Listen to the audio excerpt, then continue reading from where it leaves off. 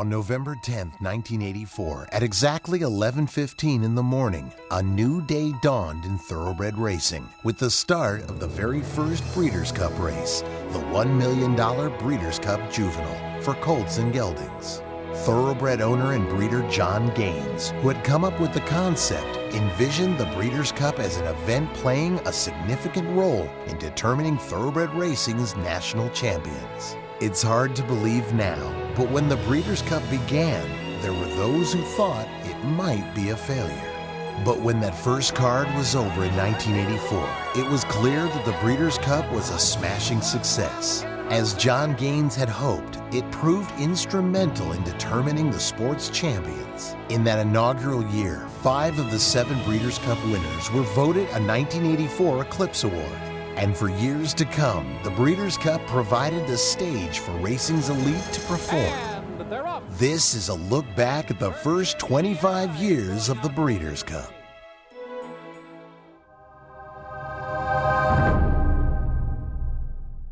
It was a very unique situation in the '87 Breeders' Cup Classic because you had 2 Kentucky Derby winners hooking up. It wasn't just so much that it was 2 Derby winners that were meeting, it was the legends of the game that we were watching. I mean, Shoemaker and Whittingham, to me growing up, those were the 2 names. I mean, there was no 2 bigger names in the sport. It was probably one of the most brilliant rides that I've ever seen of Bill Shoemaker sitting motionless on a horse that was tricky to ride in Ferdinand. When he hit the front, he liked to pull up. They're less than up for one out. Judge Angelucci desperate. Ferdinand right there. Ali Sheba on the outside. Ferdinand, Judge Angelucci. He would pull himself up once he made the lead, and Shoemaker very subtly had to time that move perfectly on Ferdinand. Ali Sheba, a final surge. The 2 Derby winners hit the wire together. Ferdinand and Ali Sheba in a dramatic photo finish in the world's richest horse race. Absolutely no question that one of the greatest races in Breeders' Cup history, the 1989 Breeders' Cup Classic, in terms of it's still a sore spot with the Easygoer people and a source of pride for the Sunday Silence people, a real rivalry there. I mean, that rivalry began prior to the Kentucky Derby. It was East versus West. Easygoer was never going to beat Sunday Silence in the '89 Classic. Sunday Silence, he was much more of a tactical horse. He was a gorgeous looking animal, almost jet black, very athletic, and every time he came out onto the track, he just exuded so much confidence. Horse of the Year title was on the line, and it came down to a dramatic finish. Sunday Silence on the lead, Easygoer closing. Rushing gun, trying to fight back. Easygoer with one final acceleration, and Sunday Silence holds on, and he wins by a desperate neck. Easygoer was too late, not enough to win it, and it was Sunday Silence in a racing epic. There is always going to be the bias, East Coast versus West Coast, Cowbreds versus everyone. But in 2000 and 2001, the Cowbreds took center stage. His name, Tiznow. He showed up at Churchill Downs and proved that his biggest weapon was his heart, tenacity. Top of the stretch after setting what looked to be a pretty good early pace, McCarran had himself full of horse. He unleashed. Giants Causeway made the run, but Tiznow proved, look him in the eye, you're gonna lose. Causeway and Tiznow battling head to head, a heart-pounding, pulsating stretch drive, and Tiznow prevails. Tiznow has won it by a nose.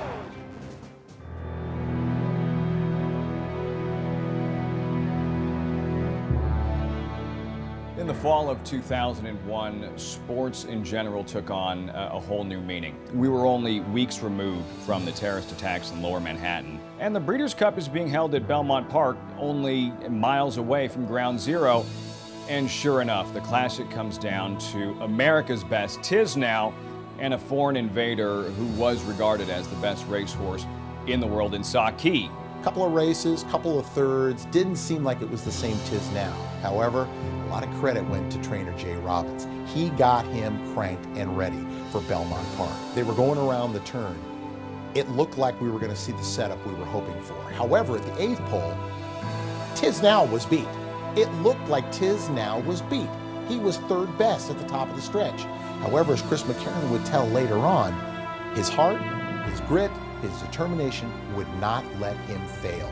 Not only did he get himself back in the race, he found another gear, but once again, in a carbon copy race, just like we saw the year before, he looked Saki right in the eye and said, guess what? One of us is going to lose, and it's not going to be me. On the outside, Saki, Tiznow fights on. Here's the wire, desperately close. Tiznow wins it for America, beating Saki right on the wire. Personal Ensign, simply the best, undefeated. This is her 13th start.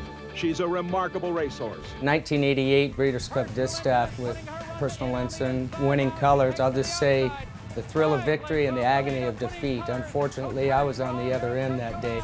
Stevens going to a vigorous left-handed whip, holding on by 2. Great effort by both fillies, and I thought I had the race won on winning colors, but this is about Personal Ensign and Randy Romero. Here comes Personal Ensign, unleashing a furious one on the outside. The last 5 jumps of the race, I said, this is just like the Kentucky Derby. I'm going to hang on and win by a neck. Personal Ensign, a 1/16 of a mile from the wire. Winning colors is there. Personal Ensign, a dramatic finish, and here is the wire, and it is Personal Ensign there with winning colors in a photo. They got their picture taken that day, and it was a hell of a horse race. I think a lot of people might argue that the 2003 Breeders' Cup might have been the best one that we've seen in the 25-year history. Going into that 2003 Breeders' Cup turf, I had really liked Joe Haar. He was doing so well in the barn, but then you look at the tote board and you're like, wow, the handicappers don't like him at all. Well, I'm glad that I was right, because he got up just in the nick of time. In fact, the only dead heat for a win in Breeders' Cup history. To take it to Boba, these two arch rivals headed ahead with Joe Hart bearing down on them. It's going to be a 3-horse photo finish in the turn. Here's the wire, photo finish. For the first time in 20 years, 2 noses were on the wire at exactly the same time. You could not separate them after 25 hours of photo looking at the results. I thought we won the race. I thought Joe Hart had it fair and square. I thought he had a good nose in front. But when the dead heat came down, I think it was best for everybody. I could not imagine being the loser in that situation, so I'm glad nobody had to lose. It's never happened before in Breeders' Cup 20. It happened right on the wire. 2 horses finishing in an absolute dead heat. Curlin was an amazing horse. We saw it in the Arkansas Derby, but he just continued to improve. He finished 3rd in the Kentucky Derby. He wins the Preakness. He's beaten by one of the better fillies of the last couple of decades in Rags to Riches in a 1.5-mile race in the Belmont Stakes.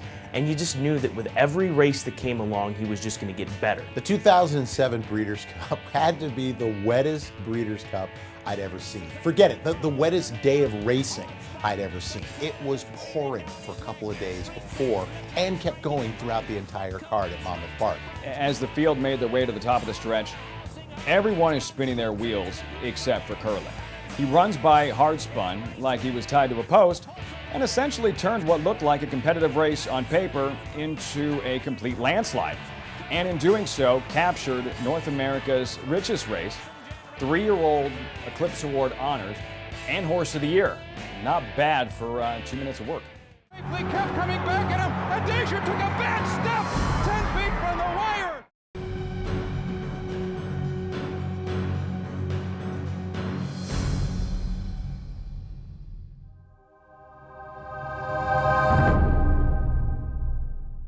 Zenyatta, an unbeaten record. A home court advantage. So you can't hand a horse a race. Carriage Trail has run 2 good races that are comparable to what Zenyatta has done. I truly thought that 2008 Ladies Classic for Zenyatta, that if ever she was going to be beaten, it was going to be that afternoon. If Zenyatta's going to lose, it's probably going to be the horse that just loaded, Carriage Trail. Godolphin was sending in 2 of their best. Cocoa Beach, you had Music Note. You had other horses shipping in to Southern California with credentials that were much better than a lot of the fillies and mares that Zenyatta had faced leading up to the Ladies Classic. Zenyatta still last. Mike Smith just biding his time at the back here. I don't get too emotional when watching horse racing, even with my own horses, but I gotta admit Zenyatta gave me goosebumps. Here comes Zenyatta. She's caught about 5 wide, but she's coming gamely. Grandstand side, Zenyatta. She knows she's in a race today, but just look at her. Zenyatta on the outside now strikes the front. Zenyatta's going to come home to score. Undoubtedly now a living legend. Capping a perfect season. She was 9 for 9 when she was able to win the Classic. She's a Goliath. There is no mare out there that is as big as her, that is as strong as her, and is as good as her. She didn't get beat on that afternoon. I really don't think that she may ever get beat as long as she's racing. Zenyatta finishes up a perfect season with a world championship. Cigar in quest of the perfect season, and they're off. Back in 1995, Cigar was looking to cap off a perfect year with a win in the Breeders' Cup Classic. 9 for 9 on the season, Cigar had already put together 7 Grade 1 victories going into the 1995 Breeders' Cup. All eyes on the odds-on favorite, and leave it to Jerry Bailey for a well-timed ride and an easy win. On the outside, solo the winner, and here he is, the incomparable, invincible, unbeatable Cigar! You watch the winner's circle, favorite players in the Classic. I was not among them. Smoking cigars. Smoke them if you got them. What a great year for Cigar, the Paulsons, and Bill Mott.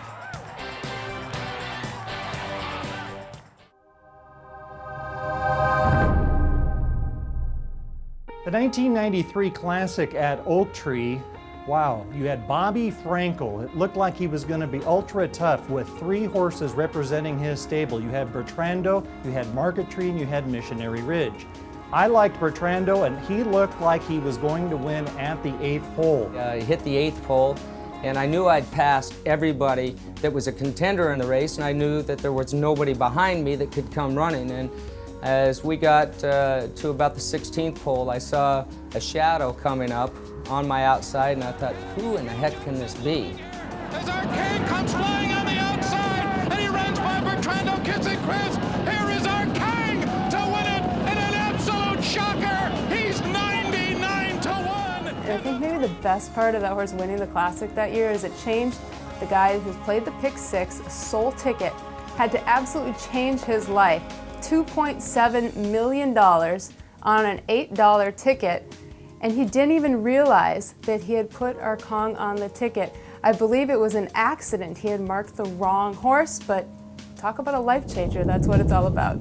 1984 was the kickoff year of the Breeders' Cup, and it exceeded all of my expectations and probably a lot of people, because not only was there a DQ early in the card, it was the first of the Euros coming over and winning at 99 to 1, and it culminated in the Breeders' Cup Classic. And in that Classic, you had Wild Again, a real long shot in that race. You had Slew o' Gold going for Horse of the Year. You had Gate Dancer with his earmuffs. As they came down the stretch, they were all 3 or 4 battling head and head, and as soon as they hit the wire, I could see Wild Again had won it, and I was so shocked I forgot to spot the horse on the sheet. So controversial. Another inquiry flashes up. You've got the rogue reputation of Gate Dancer with the earmuffs, who actually seemed pretty straight to me. You had Slew o' Gold with the hot riding Angel Cordero, and you had Wild Again with Pat Day. It was a great photo, great race. Nobody could have asked for anything more, except maybe some people wanted a flip in the result there in the inquiry. And that controversial race, that exciting race, really helped put the Breeders' Cup on the map.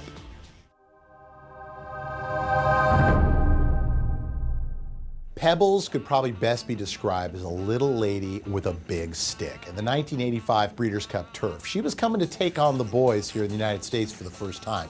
She was little, she was also very, very nervous. Can you believe trainer Clyde Britton actually gave her a pint of Guinness every day and had her own traveling pony just to keep her nice and calm? In U.S. racing, the theory is that if a filly is going to beat the boys at the Grade 1 level, it's going to happen at the age of 2, or if they're just that much quicker. What made Pebbles so special is that she did it against the best competition worldwide, defeating older horses at 1.5 miles in the Breeders' Cup Turf. This race was an international event. You had Strawberry Road with Steve Coffin, the Kentucky transplant. You had Theatrical and one of the great riders of all time in Lester Piggott. And when it was all said and done, Pat Edery got this little lady not only to the winner's circle, but fought off Strawberry Road in one of the most grueling stretch drives you were going to see of the year. Determined, Strawberry Road driving hard. They're running out of ground. England Super Filly, Pebbles has won it. The little lady proved little, yeah. Big with heart, yeah.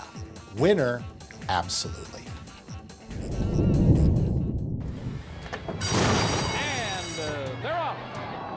1990 Sprint was won by Safely Kept in a wild race, if that's what you want to call it. She was the toast of Maryland, and really in some ways still is. The state of Maryland has always taken particular pride in their thoroughbred racehorses, and Safely Kept did them proud. And that is the filly Safely Kept, narrowly missed last year. She's back again in tough all-male company. Dejour was well clear in the final strides of the sprint. Looked like he was home and dry, that he was going to win it easy. And all of a sudden there was a roar throughout the crowd. We could actually hear it down in the jockey's room as Dejour jumped the shadow. And it is Dejour who forges to the front. Safely Kept coming back at him, and Dejour took a bad step 10 feet from the wire, and Safely Kept comes on to snatch the victory. She had absolutely no chance of beating Dejour with the lead that he had built up, and he couldn't recover quick enough, and her momentum brought past re-rallying Dejour just in the final strides of the race to win her first Breeders' Cup. It was absolutely incredible. Sent it just a chill up your spine.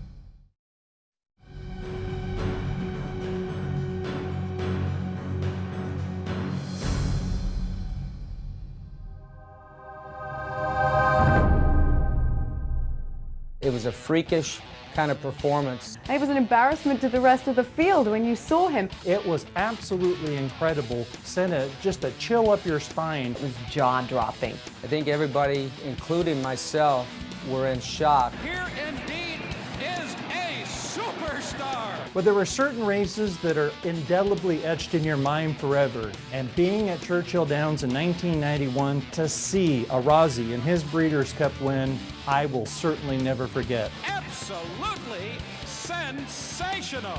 First of all, it's one of the coldest days at a racetrack that I have ever experienced. And standing there watching Bertrando on the far turn, it looked to me like Bertrando was on his way to victory. Bertrando coasting on an uncontested lead.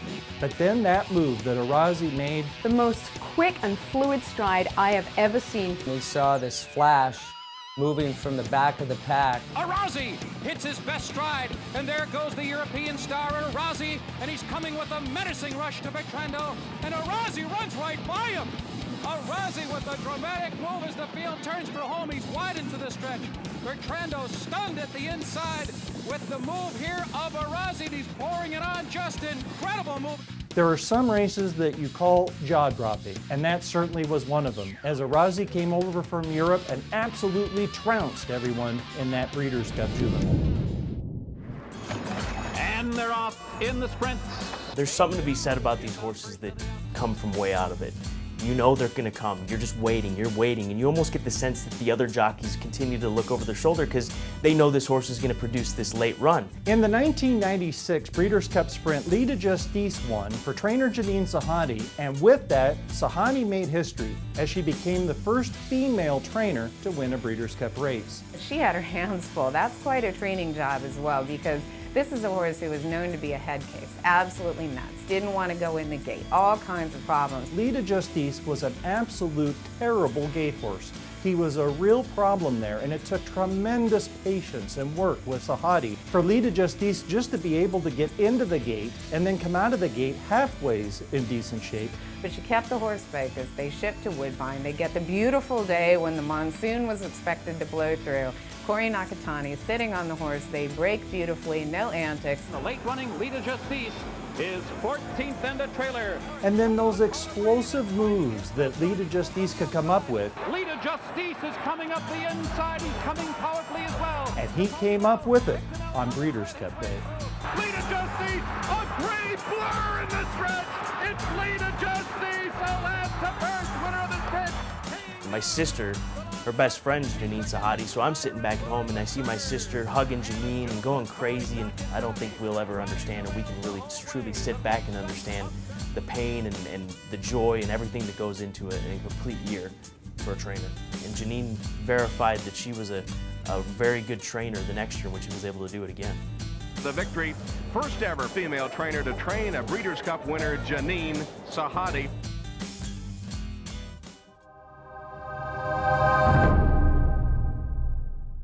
Eventual Hall of Fame trainer Ron McAnally was known for his talent in training South American imports. I don't know that he gets enough credit for the work he did with Bayakoa. This is the Grade 1 Ruffian Stakes over 1 1/8 miles at Belmont. Facing 4 of the fillies she'll meet today, Bayakoa, as usual, goes right to the front, is challenged by Open Mind, then kicks in gear to win by 3.5. Bayakoa stunned fans with her incredible 5- and 6-year-old seasons. In fact, both years she took the Breeders' Cup Distaff and was named champion older female. The top of the stretch, the public got exactly what they wanted. East Coast, West Coast, swinging it out all the way down to the wire.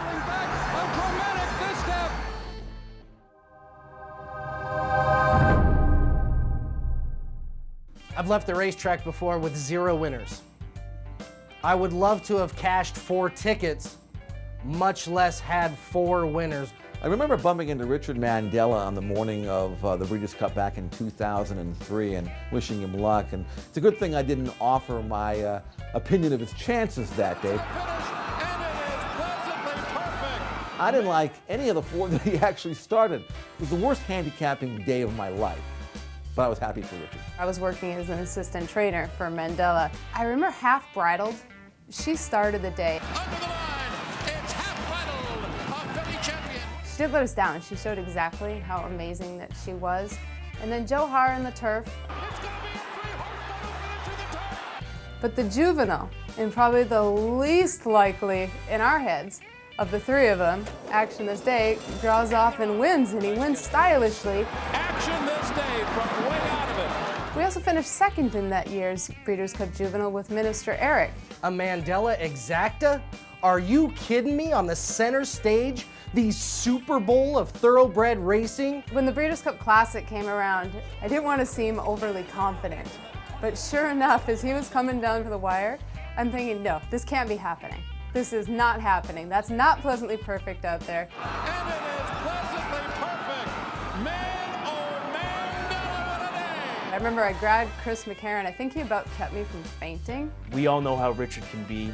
He's a quiet guy and tries to make light of everything. And you know, watching his reaction to winning those races and the look on his face after he won the Breeders' Cup Classic, I mean, that said it all as far as that afternoon here at Santa Anita.